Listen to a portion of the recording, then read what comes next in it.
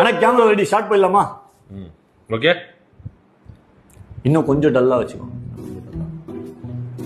போலானே. நமது அன்பு திரள் நிதி அன்பர்களுக்கு வணக்கம். அண்ணன் ஒரு புதுமையான ஒரு முயற்சியில இறங்கியிருக்கேன். மாட்டையும் காட்டையும் காப்பாத்தின நம்மளால நம் நாட்டு பாம்புகளை காப்பாற்ற முடியல என்ற ஒரு ஏக்கமும் கவலையும் என்ன உறங்க விடல, உண்ண விடல, தூங்க விடல, துடிக்க விடுது. என்ன துடிக்க விடுது. அதுக்காக காலையில நான் யோசனை பண்ணேன், மாட்டுக்கும் காட்டுக்கும் போராட்டம் பண்ணி மாநாடு நடத்த நம்ம ஏன் பாம்புக்காக பண்ணக்கூடாது?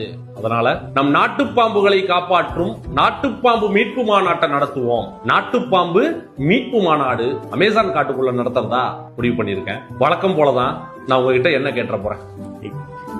என்கிட்ட என்ன இருக்கு? உங்களை தவிர என்கிட்ட வேற என்ன இருக்கு? அதிகமா சம்பாதிச்ச சொத்தே, சம்பாதிச்சு கொடுக்குற சொத்தே நீங்க தான். இந்த நாட்டு பாம்புகளையும், மலைப்பாம்புகளையும், கிங் கோபராக்களையும், தண்ணி பாம்புகளையும், கட்டு விரேனையும், கண்ணாடி விரேனையும் வச்சு விளையாடிக்கிட்டு இருந்த பிள்ளைகள் நம் பாட்டிக்கு பாட்டி எல்லாம் வளையல் போறதுக்கு பதில் கையில வந்து தண்ணி பாம்பை சுத்திக்கிட்டு போன காலெல்லாம் இருந்தது. இன்னைக்கு அது காணாம போயிடுச்சு. அதை திரும்ப இந்த நாட்டுக்கு மீட்டு பாம்பு பேரணி நடத்தி ஒரு புரட்சி ஏற்படுத்துவோம். மாட்டுக்கும் மரங்களுக்கும் பாம்புக்கும் வாக்குரிமை, ஓட்டுரிமை கொடுத்தால் பாம்புக்கு ஓட்டு என்ற ஒரு உன்னத நோக்கத்தோடு இந்த பேரணியில் எல்லோரும் கலந்து கொள்ள வேண்டும். அடர்த்தியான அமேசான் காடுகளில் இந்த மாநாட்டை நடத்த திட்டமிட்டிருக்கிறேன். உங்களின் அன்பு திரள் நிதியை அண்ணனுக்கு அனுப்பி வைத்து பிளைட் டிக்கெட் போட்டு கொடுத்து அமெரிக்காவின் இரட்டை மாளிகைக்கு பின்னால் ஒரு சொகுசு நட்சத்திர விடுதியில் அண்ணனுக்கு ஒரு ரூம் போட்டு வைத்து உண்ண உணவும், உடுத்த உடையும், குடிக்க குடிநீரும் ஏற்படுத்தி கொடுக்குமாறு அமெரிக்கா வாழ் அன்பு உறவுகளிடம்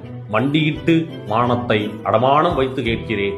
உதவி செய்து நம் நாட்டு பாம்புகளை காப்பாற்ற உன்னத ஒரு வழியை செய்யுங்கள். மீட்போம், மீட்போம், நாட்டு பாம்புகளை மீட்போம்.